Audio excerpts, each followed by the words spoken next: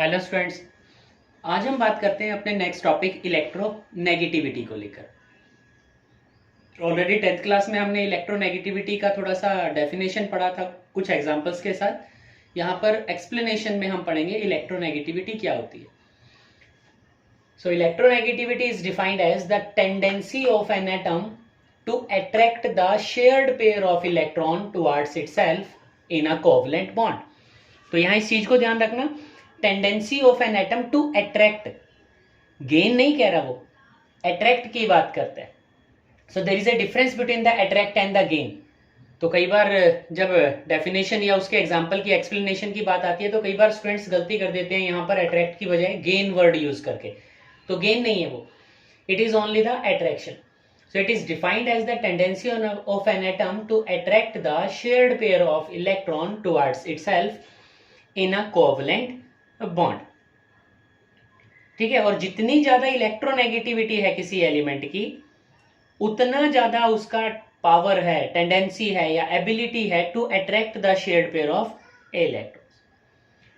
तो अगर हम बात करें कि सबसे ज्यादा इलेक्ट्रोनेगेटिव कौन होगा, so the most electronegative element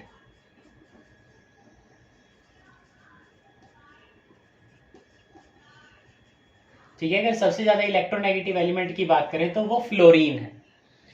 so fluorine is the most electronegative element out of the known element. ठीक है, जितने एलिमेंट्स हम जानते हैं तो उसमें सबसे ज्यादा इलेक्ट्रोनेगेटिविटी किसका है, फ्लोरीन का है। क्या होती है, कौन कौन से फैक्टर्स हैं, अभी हमने कहा कि tendency to attract the shared pair of electrons. तो कौन कौन से फैक्टर्स हैं जो अफेक्ट करते हैं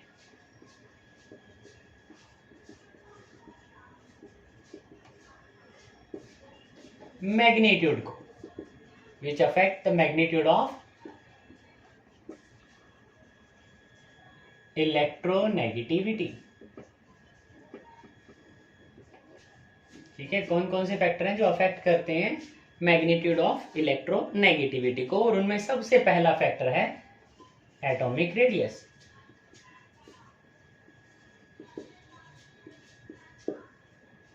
तो अगर एटॉमिक रेडियस की बात करें तो एक सिंपल सा रिलेशन मैं यहां पर दे देता हूं, and that relation is that atomic radius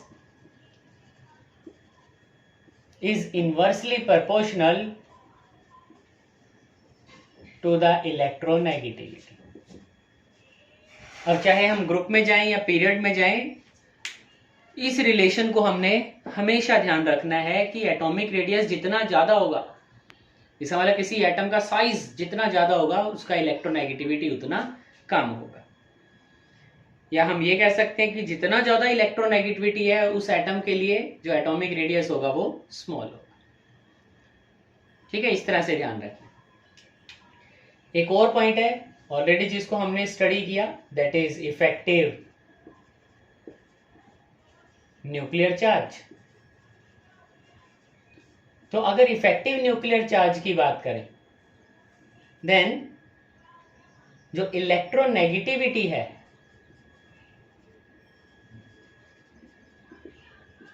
वो डायरेक्टली प्रोपोर्शनल है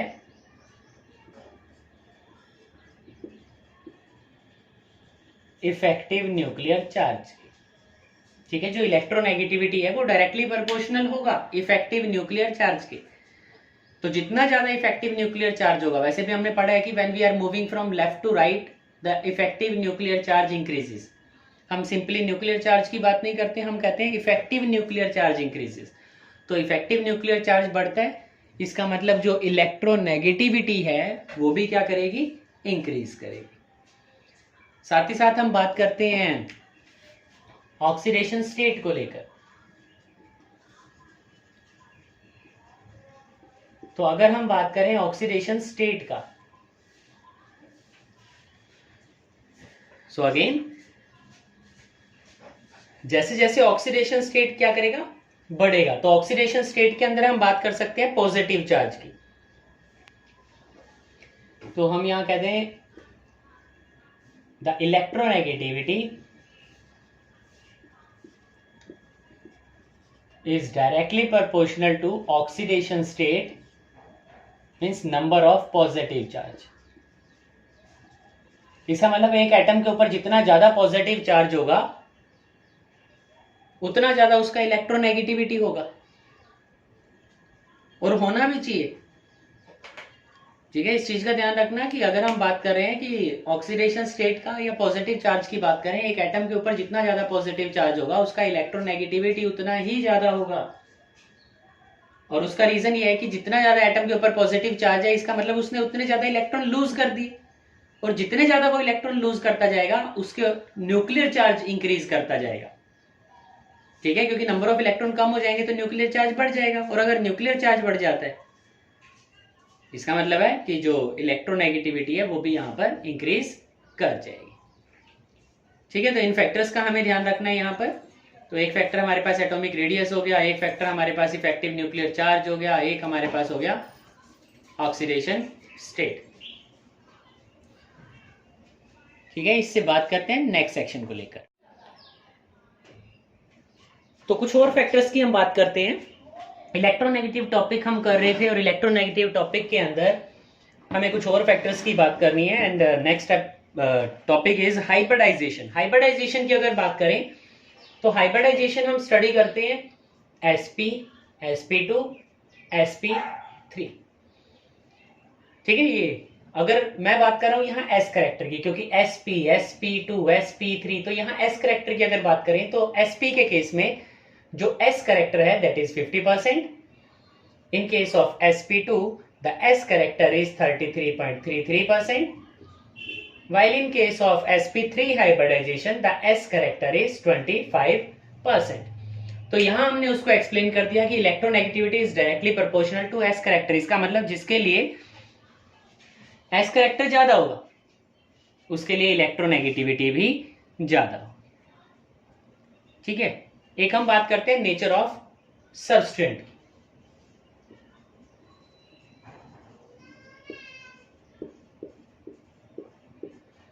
तो नेचर ऑफ सबस्टेंट की अगर बात करें तो उसके लिए एक सिंपल एग्जांपल हम यहां चूज कर लेते हैं, जैसे कि CH3, CCl3 एंड CF3। तो यहां हम देख सकते हैं कि कार्बन के साथ 3 हाइड्रोजन जुड़े हैं, यहां कार्बन के साथ 3 Cl जुड़े हैं, यहां कार्बन के साथ 3 फ्लोरीन जुड़े हैं। ठीक है, तो अगर इन ग्रुप्स की हम बात करें एज ए सबस्टेंट हम इसको लें और इलेक्ट्रोनेगेटिविटी अगर देखें तो किस तरह से सबस्टेंट के ऊपर डिपेंड करेगा। तो CH3 के लिए जो वैल्यू है दैट इज 2.30, CCl3 के लिए 3.30 and for the CF3 it is 3.35।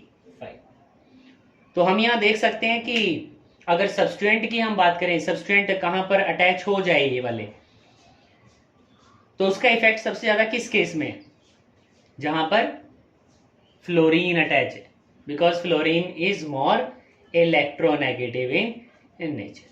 तो जो इलेक्ट्रोनेगेटिविटी है वो बॉन्डेड एटम्स के ऊपर डिपेंड करेगा। जैसे कार्बन के साथ बॉन्डेड एटम कौन है, फ्लोरीन, यहां कार्बन के साथ बॉन्डेड एटम कौन, क्लोरीन, और यहां हाइड्रोजन। एंड फ्लोरीन हमने कहा सबसे ज्यादा मोर इलेक्ट्रोनेगेटिव है, तो CF3 का जो इफेक्ट होगा वो भी सबसे ज्यादा। ठीक है, तो इन फैक्टर्स का हमें ध्यान रखना है। कुछ फैक्टर्स हमारे लास्ट सेक्शन के अंदर रह गए थे इलेक्ट्रोनेगेटिविटी के, तो इन फैक्टर्स की हमने इस वीडियो के अंदर बात कर ली। अब बात करते हैं स्केल की। ठीक है, इलेक्ट्रोनेगेटिविटी को कैलकुलेट करने के लिए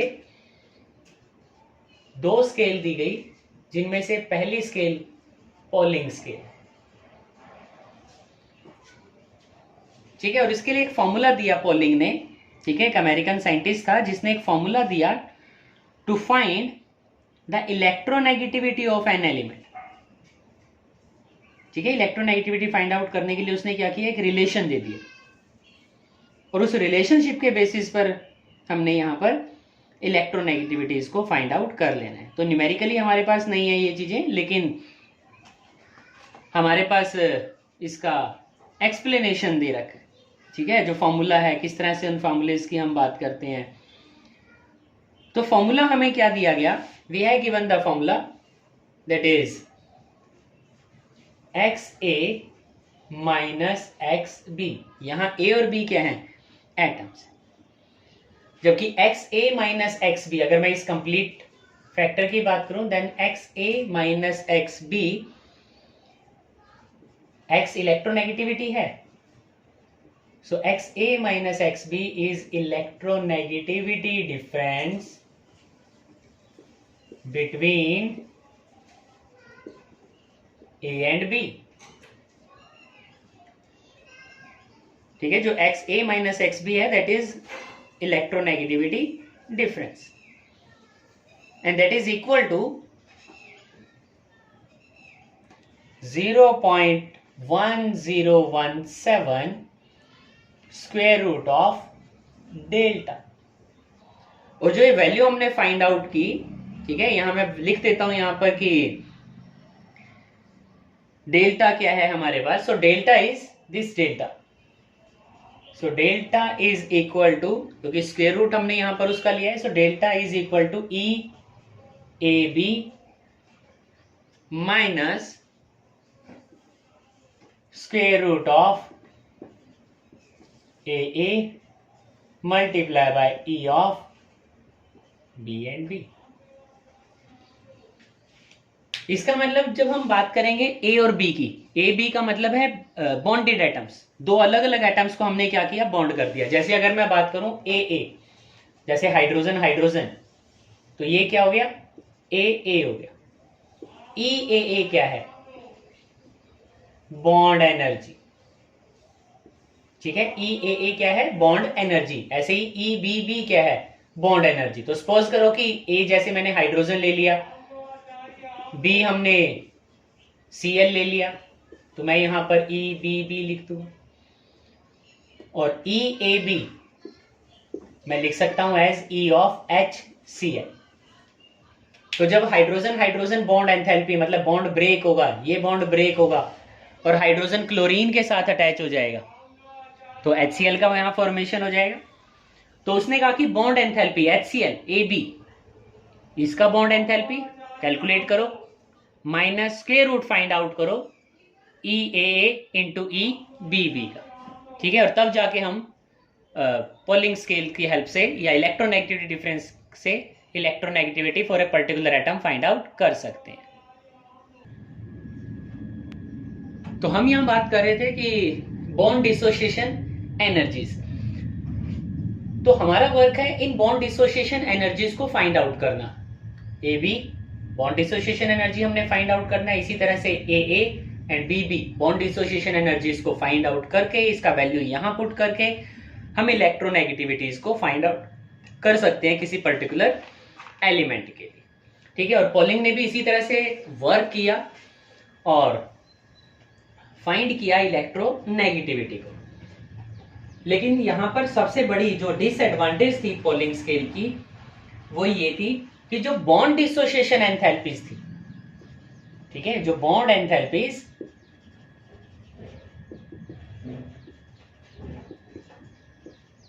values can't be find with accuracy. कि हमारे पास जो बॉन्ड एंथैल्पीज थी उनका वैल्यू को इजीली एक्यूरेसी के साथ फाइंड आउट नहीं किया जा सकता था। बहुत सारे एलिमेंट थे हमारे पास ऐसे, तो अगर बॉन्ड एंथैल्पीज को फाइंड आउट नहीं किया जा सकता था एक्यूरेसी के साथ, तो जो पोलिंग स्केल था उसका क्रेडिबिलिटी नहीं रहा। तो इसीलिए पोलिंग स्केल को यूज नहीं किया जाता। तो उसके बाद जो वर्क था दैट वाज ऑफ मलिकन स्केल। ठीक है, जिसको आज हम वर्क करते हैं, जिसके बेसिस पर हम इलेक्ट्रोनेगेटिविटी को स्टडी कर रहे हैं, तो वो हमारे पास आती है मलिकन स्केल। दूसरा ध्यान रखना कि यहाँ न्यूमेरिकल्स नहीं है हमारे पास, लेकिन इन स्केल्स को स्टडी करना इंपॉर्टेंट है। सो मलिकन स्केल की अगर हम बात करें तो मलिकन ने बड़ा सिंपल सा रिलेशन दिया इलेक्ट्रोनेगेटिविटी को फाइंड आउट करने के लिए। तो इलेक्ट्रोनेगेटिविटी हमने रख लिया, ये एक्स नहीं है, ये ध्यान रखना, दैट इज नोन एज चाई। ठीक है, काई या चाई वर्ड से हम यूज कर लेते हैं यहां पर। So electronegativity is given as the average sum of ionisation enthalpy and electron gain enthalpy. ठीक है, हमने क्या किया, आयनाइजेशन एनर्जी और इलेक्ट्रॉन गेन एंथैल्पीज का सम करके उसका एवरेज निकाल लिया, और जो वैल्यू हमारे पास आया वो उस पर्टिकुलर एटम के लिए क्या था, इलेक्ट्रोनेगेटिविटी था। तो इस फॉर्मूले की हेल्प से हम बड़ा इजीली कैलकुलेट कर पाए electronegativity for a particular atom. क्यों? क्योंकि यहां बॉन्ड डिसोसिएशन एंथैल्पी नहीं था, और आयनाइजेशन एंथैल्पी और इलेक्ट्रॉन गेन एंथैल्पी किसी भी एटम के लिए, किसी एलिमेंट के लिए बड़ा एग्जैक्टली हम फाइंड आउट कर सकते थे।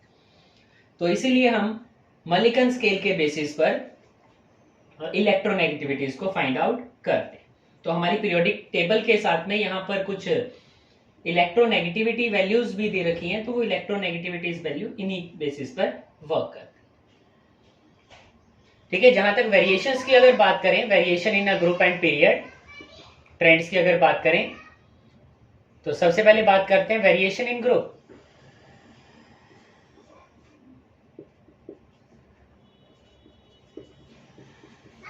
सो electronegativity,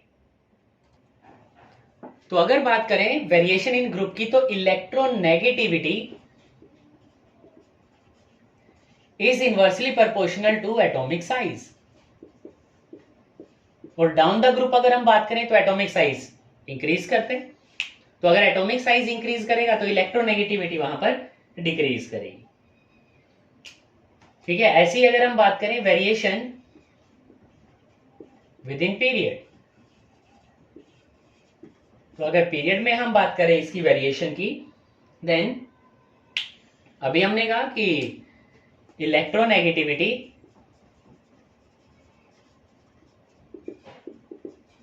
is directly proportional to effective nuclear charge, और हमने इस चीज को स्टडी भी किया फैक्टर्स अफेक्टिंग में, that with increase in effective nuclear charge the electronegativity of an atom increase। ठीक है, तो इस तरह से हमारा सेक्शन यहाँ इलेक्ट्रोनेगेटिविटी कंप्लीट हो जाता है। नेक्स्ट सेक्शन में बात करेंगे कुछ पीरियोडिक ट्रेंड्स की इन केमिकल प्रॉपर्टीज, और हमारा चैप्टर कंप्लीट हो जाएगा। So okay students, bye.